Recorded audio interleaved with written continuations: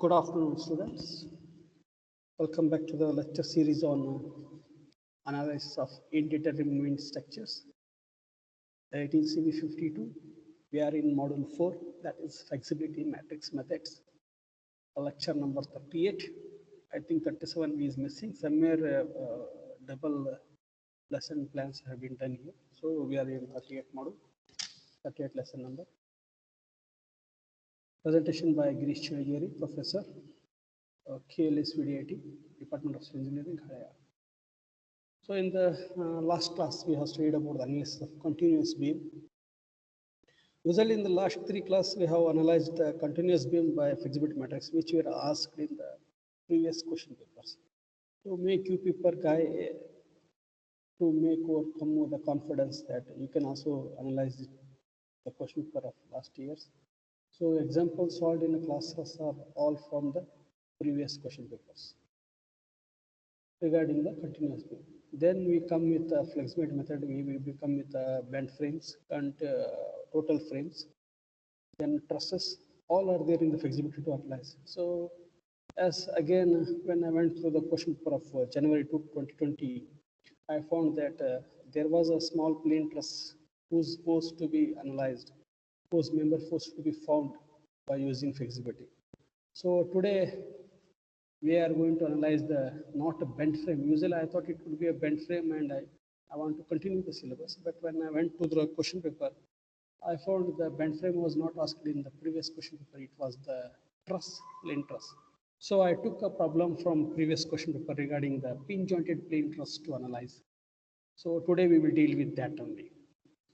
So let us start continuing with the analysis of a pin jointed plane truss shown in the figure by using flexibility matrix method and assuming that L by AE, the value given L by AE equals to 0.025 mm per kilonewton.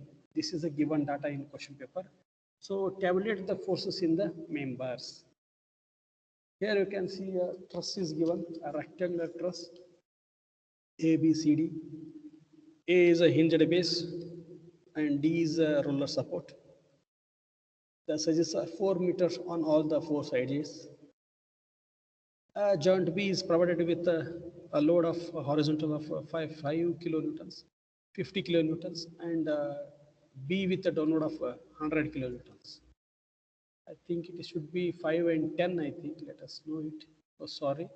The question paper a little bit changed. This is 10 kilonewton and this is 5 kilonewton, not 50 and 100. It is 10 kilonewton downward and 5 kilonewton in the horizontal directions. Make a small correction in the question paper itself. Then we come to how to analyze this. Same thing. Let us first find the degree of static indeterminacy, that is the number of redundancies. Select any one of the members such that when it is removed, the plane truss should become statically determined. Then find the forces in all the members. Conclude the things. Then add a unit force at a redundant joint where you have taken it as a redundant. Then again find the forces in all the members. Conclude the things. So by obviously telling, it may be difficult for you to understand. Let us go step by step. You will come to know what would be the method to analyze. So a frame is given. According to this, there are 3 forces unknown. 2 at A, 1 at D. It's a plane truss. So there will be 2 equations of equilibriums, 3 unknowns. Definitely the one unknown is there. So we need to substitute or remove one force or one member to make a beam statically determined. So total members are 6 here in truss. Joints are 4. A, B, C, D are 4 joints. Members are 6, A, B, C, D, AC and BD. So statically determined truss means 2n minus 3, the equations. N is number of joints. So 2 into 4 minus 3, we get 5 as the determinants of truss. So what could be the degree of indeterminacy? We have 6 members. We have 5 forces. So 6 minus 5, 1 is a statical indeterminacy. So remove any one of the members such that the truss becomes statically determinate. So from this diagram we can see, if you take any of the equation, any of the joint here, whether B, C, D, or how you choose the redundant force here, that is the question. Whenever we choose redundant force, make sure that it's a plain truss. We have done by method of joints, method of sections in the previous classes. You know it. So when solving it by method of joint, when we select a joint, make sure that that joint will have only two unknown forces. If it is more than two, it becomes indeterminacy. So here, if you check any of the member, whether it's A, B, C, D, all are having three unknowns: 1, 2, 3, 1, 2, 3, 1, 2, 3, 1, 2, 3. Thus, remove any one of the member, make it determinate. So I am assuming member AC as a redundant force. Let us take AC as a redundant force. That is, remember AC is removed, it is taken as a redundant. After redundant, if you remove the beam, the truss become statically determinate. See here, after removing member AC, it looks like this. Now I call it as a determinant structure. Analyze it. So how you analyze it? Taking summation of vertical force equals to 0. That is, vertical force are VA and VD. Both are moving upward. Minus of 10, that is VA plus VD equals to 10 kilonewtons. Then taking moment at A equals to 0, VD into 4, that is anti-clockwise. 10 will move along this, so no force. 5 is a horizontal force. 5 into 4, that is 20, which is in clockwise. So VD into 4 minus 5 into 4 equals to 0. Therefore, the vertical force at D point is 5 kilonewtons. That is 20 divided by 4, we get 5 kilonewtons. Substituting VD equal to 5 in the above equations, we get vertical force at A point is 10 minus 5, that is 5 kilonewton. So once you get the forces, now summation of horizontal force equals to 0, that is HA is equal to 5. So HA is in outward direction, moving in a tensile force. So now selecting joint A, let us find the forces in all the members after finding the reactions at the joints. So VD is 5, VA is 5, HA is 5. Now selecting the joint A, what we get in this fashion. 5 is moving up, 5 is moving up. This, let us take it as FAD and FAB. Taking summation of vertical force y equals to 0, FAB is equal to 5. That is moving towards the joint, it becomes compression. Taking summation of horizontal force equals to 0, that is FAD equals to 5. So FAD equals to 5. 5 means it is moving away from joint. So it is tensile. So joint A is we are assumed. Similarly, joint B we are going to take. Joint B we have taken. See here the member 10 is moving down, 5 is moving in this direction. We got force in AB is compression, 5, it is moving towards the joint. Assuming connected members are BC and BD. So member force in this is BF, force in BD and force in BC.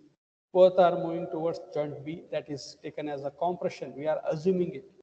We don't know exactly force of FBD and FBC. But we are assuming that they are moving towards the joint.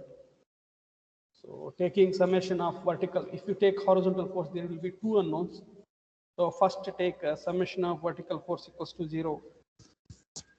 That is this and this moving upward. That is FBD into sine theta plus 5 is equal to 10. So FBD equals to 10 minus 5 divided by sine theta. We get FBD equal to 7.07 kilonewton, that is compression. Means the moving towards the joint, whatever assumption we have made, that as compression, that is found to be correct because answer is in positive. Similarly, when we take summation of horizontal forces, we see 5 is moving in this and FBC is taken at this. So FBC plus of FBD into cos theta is equal to 5, that is minus 5 equals to 0. So FBC equal to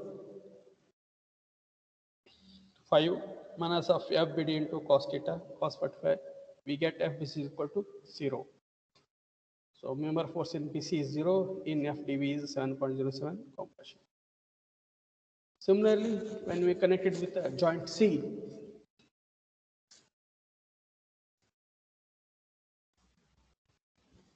you can see here, joint C is taken into consideration. The force in CB is 0. The force in CD we don't know, but it is not connected to any of the vertical force given in this joint. So vertical force in member CD will be 0.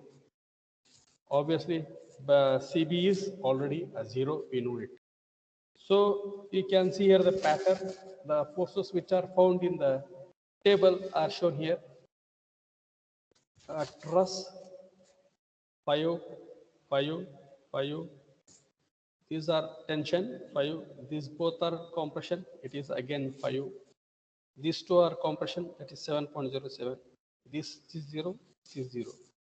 This when there is no member in the AC. These all values what we found in the member force are, we call it as a P. P stands for external forces in all the members due to the external load given. Next step is to apply a unit force in the direction of member which is taken out as a redundant force. So member which we have removed as a redundant, in that point, in that direction, a load is applied and we find the forces in all the members by this method. So AC is the one removed force. So we assume apply a unit load at AC joint, that is like this. We know that the member force AC is having a unit load. No other load is taken into consideration. Find the reaction at A and D. Summation of vertical force VA plus VD equals to 0. There is no force externally given. And VD equals to 0, then VA equals to 0.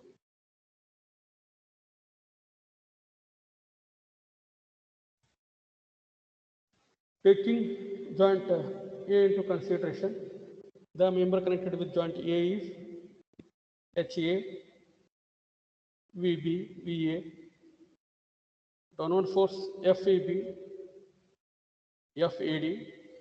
Guys, this is 0 force, quite small difference, wrong is made. Take this as a 0 here. So summation of vertical force equals to 0, that is MFAB is equal to minus 1 into cos sine 45. This is 0 here, a small mistake has made. VA equal to 0 we have taken. So this should be 0 here. So Fi is equal to FAB downward force minus of 1 into sine 45. We got FAB equals to 1 into sine 45 is nothing but 1 into sine 45 is 0.707, which is in tension. Oh, this force we are finding in EB. So this will be compression moving towards the joint. Similarly, when we take horizontal force, summation of horizontal force equals to 0.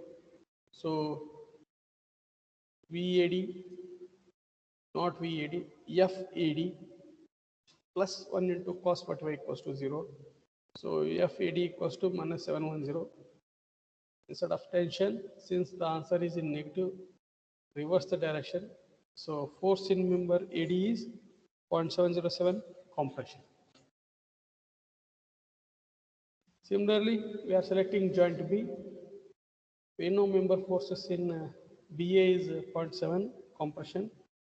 We don't know in BCA and BD. So taking summation of vertical force equals to 0, this angle made with respect to B is 45 degree. So FBD into sine 45 plus of 707 equals to 0. We are assuming the force in BD is compression. We are assuming. So FPD sin 45 plus 707 equals to 0.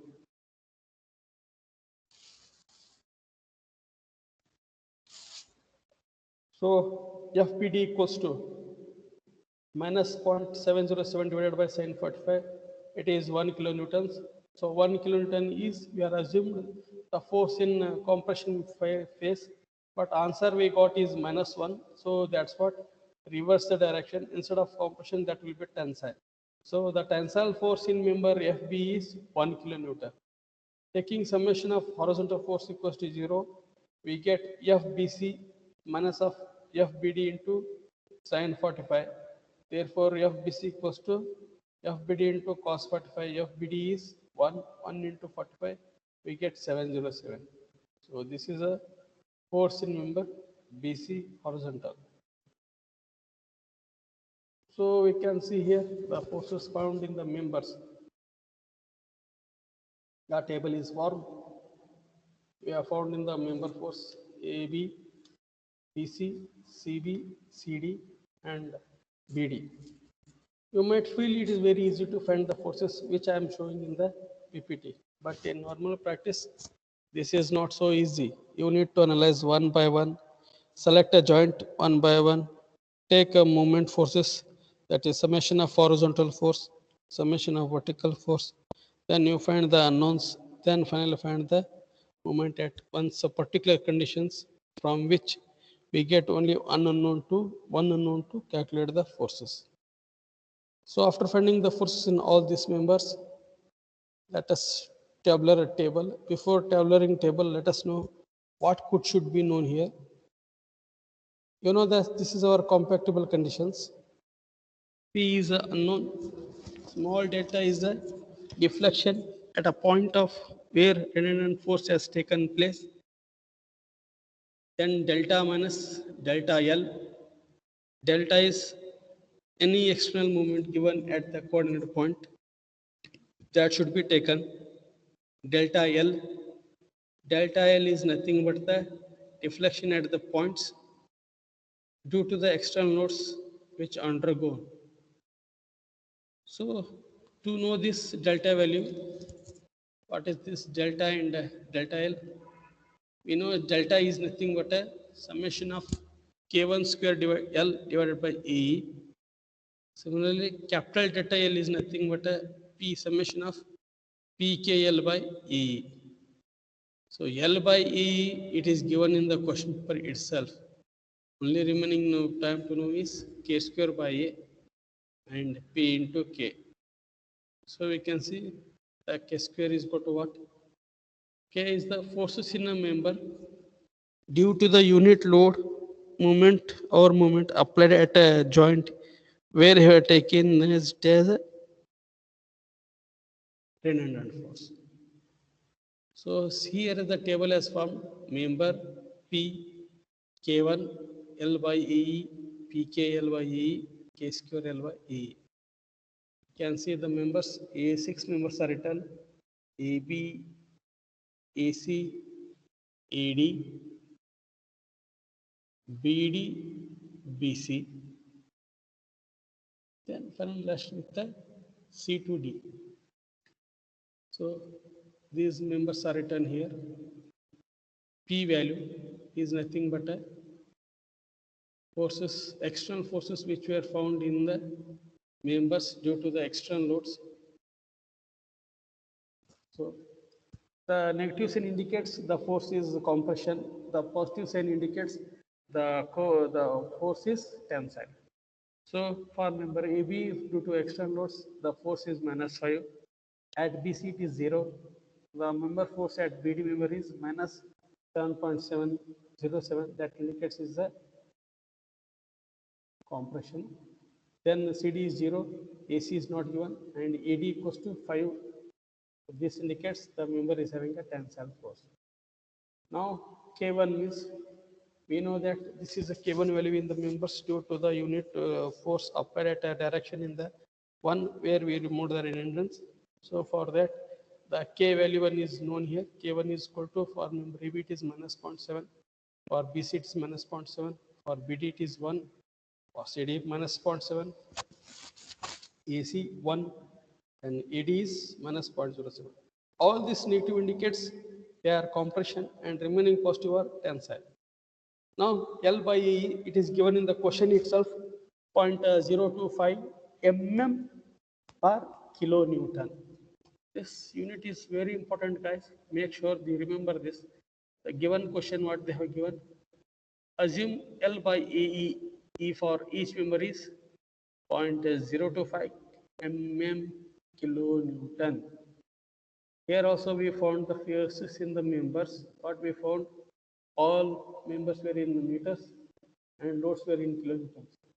Kilonewton, okay, the members are in meters, so you need to convert this into meter. So convert mm into meter is divided by 10 raised to minus 3. So this will become 0.025 into 1000. We get 25 as the force here.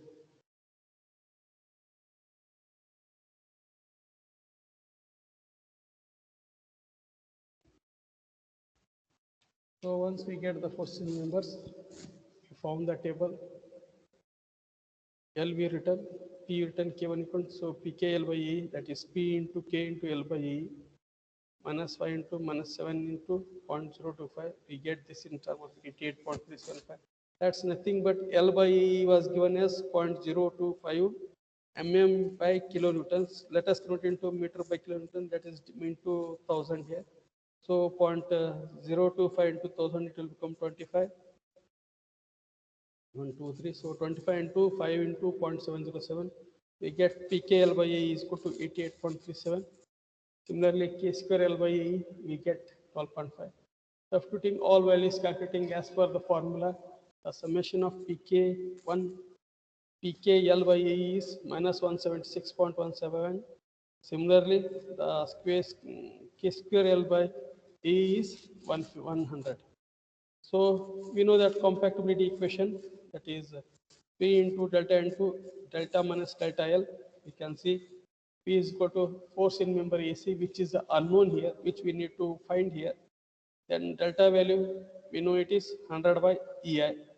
That is 100 by EI means we know that here we can see delta L, that is a small deflection in member due to unit load applied at in that direction. So summation of K1 square by L by E equals to 100 by EI. Similarly, capital delta 1, that is deflection in the summation of PKL by AE. So PKL is, you know, already it is 176.15. So the deflections are at regular points are known. Then we need to substitute in this above equation, find the force of AC. So delta equal to 100 by EI is equal to capital delta is 0, no external settlement or moment is given, so it is 0, minus of delta L is 176.75, what we have got here, that is minus 176.65. Adding all this, we get a force in member AC equals to 176.75 divided by 100, 1.767. This is a force what we got in the member AC. So delta 1L, then capital delta L1 we found by adding these two. So finally, once we get the force in member AC, using this above equation, find the forces in remaining members. So how do you find? We know already forces of VA and VD, it is 5, horizontal is 5. This is 100, this is 5. You know this table. Now find the force in members. As I given force in member is 1.767. AC as a tensile one. Substituting in every joint, again start solving the joints, selecting the joints, find the unknowns in the joints, then apply the forces, you get the final moments. That is final force you want to know in the members due to the external loads. So here if we take joint A again from here, 5 the vertical force, horizontal is 5 that we know, FAV we didn't know, and FAD also we are a little bit confused.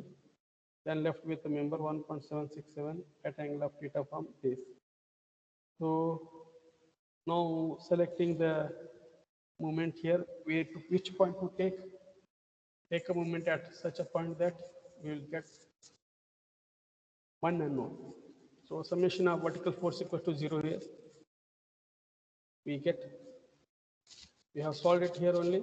Now, similarly, what we did in the today's class, that is morning class, substitute the given force in the joints, select individual joints, calculate the forces in all the members, tabulate it.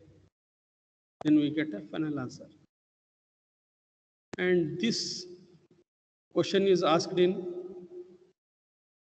January paper 2020 of this year. And our aim is to find the tabulate the member forces. So member forces we are tabulating here. Finally, we took like this, and we are going to tabulate the forces in member one by one. That is joint A we have taken, next we take joint B, next joint C, then next joint D. As we goes on analyzing this, we will get the answer. Clear, guys? Anybody is having any doubts? Whether we need to solve this problem by discussing one another, that will be easy for you people. So tomorrow make one decision. Everyone bring a paper, pad and calculator. So I will not solve the problem. I will give you the problem. One by one step by one step, start solving it. Who solves the first can answer it, no problem. Otherwise, I need to ask you so that it will be easy for you for the answer. Even if once you revise and if you go through the things, you will come to easy know how analysis will be done. Clear? Otherwise, it becomes difficult for you to understand. Simply knowing the problem I am solving here, and you people see, simply go through the one by one step, and you think that you understood the concept, but it is not such an easy here. It is quite difficult. We can go a little bit glance here, how it is found. Simple stress is given here, two-dimensional. Find the number of unknowns. Members are 6, forces are 3. So determinant stress will be 2n minus 3. We get 5. Members are 6, forces are 5. So 1 will be the determination of unknown. So remove any one of the member in the truss. So make it statically determined. So here we are assuming AC as a remnant force. We are removing it. After removing AC force, you can see the member how it looks. Once we get this shape, find the forces in the members of all the truss members.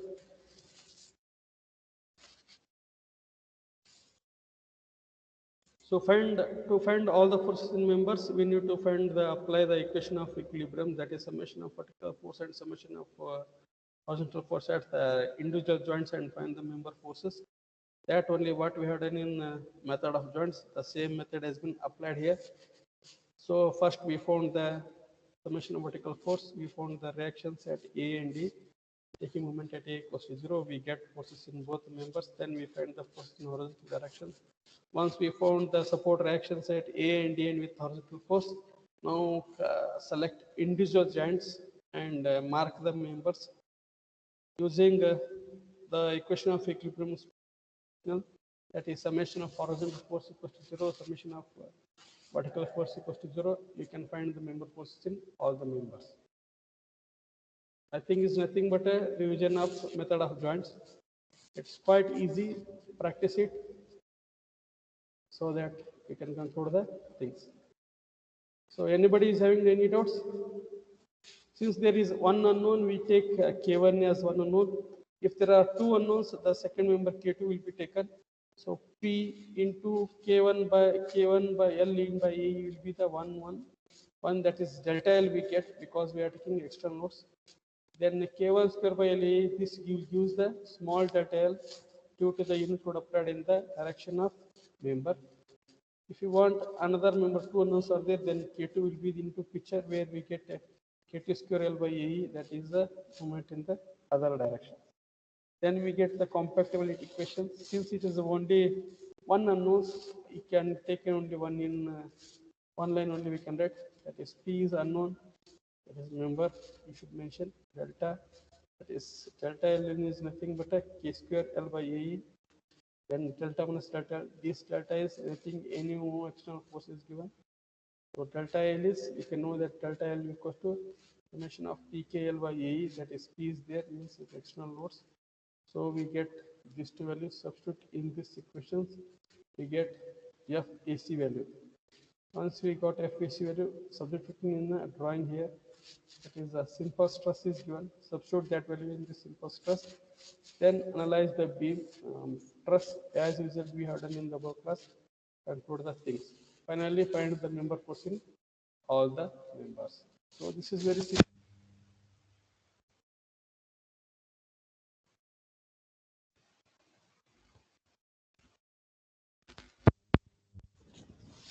Is it audible? So you got all the forces in members. Conclude the things. Is anybody is having any doubts?